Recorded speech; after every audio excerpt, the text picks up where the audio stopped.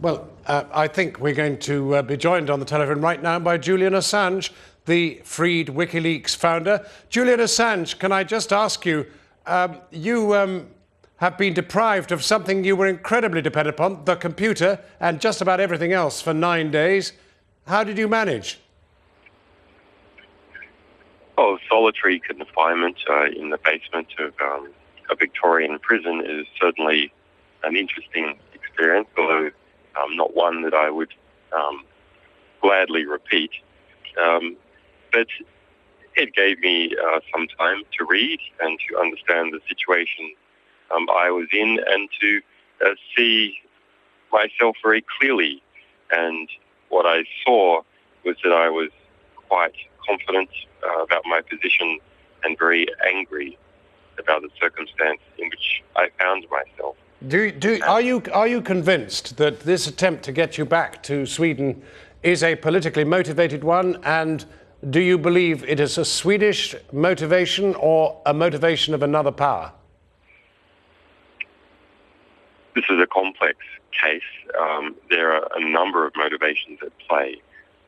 Those include the United States, the certain political forces that have to do with domestic politics in Sweden, probably personal jealousies. All these factors are intermixed.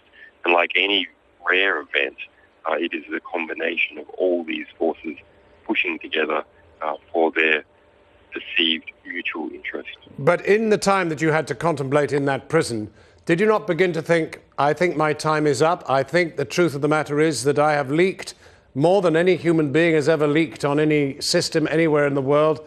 It has upset the powers, and this will not be possible again.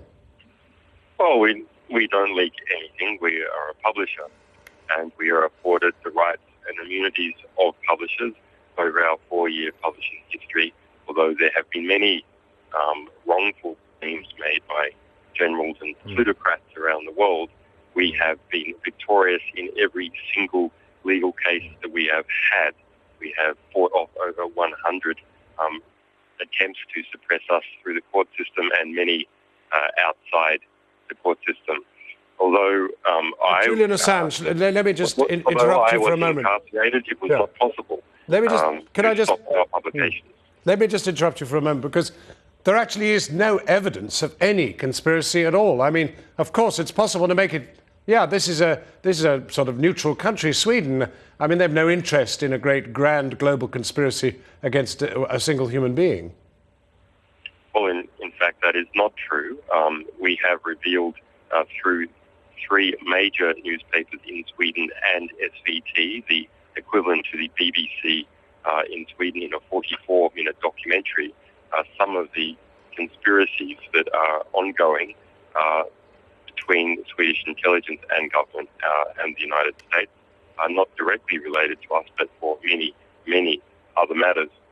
Sweden is, in fact, the Georgia of the North. It is very close to Russia and is very concerned to keep favor with the United States. Now, that doesn't mean its relationship with the United States is the only factor at play here, but let me make a clear warning. There is an ongoing attempt in the United States to work out a way to extradite me to the United States. That extradition is much more likely to occur if I am already in Sweden. Since this case has activated, there has been arguments time and time again that there is no need to present evidence. That was argued in 3 court hearings here by the Swedish government, that there was no need to present any evidence whatsoever. Every single court case in Sweden in the Swedish government was a party in relation to me was a closed and secret hearing. There was an attempt to gag my lawyer, and there was also a application to have me held incommunicado in Sweden. Julian Assange, there will be many people looking in who say, look, these are serious issues that are being confronted in Sweden. They involve women who say they've been abused, and under those circumstances, you ought to simply go back and face that music and not conjure a conspiracy. Yes, raped is what the allegation is, and let's see the evidence. We are not seeing any evidence of that whatsoever.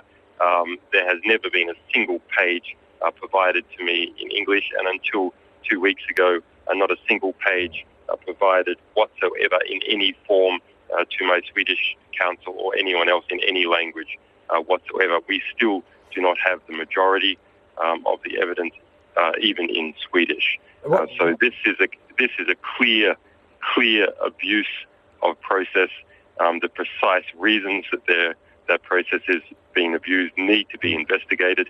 We have received intelligence that there will be another attempt to abuse that process within the next 24 hours. One last question and a brief answer if possible. I mean, do you regret any of what you have leaked in these last 3 or 4 weeks of these 250,000 documents, particularly those that could mean that terrorists have managed to line up targets to attack?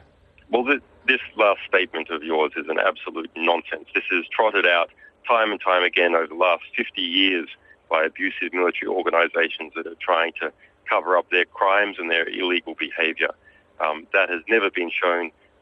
Our organisation has never been shown throughout its 4-year publishing history to have resulted in harm or a death to any single person anywhere in the world. However, we have taken down governments. We have seen ministers fired. We have seen criminal investigations start up as a result of things that we have exposed.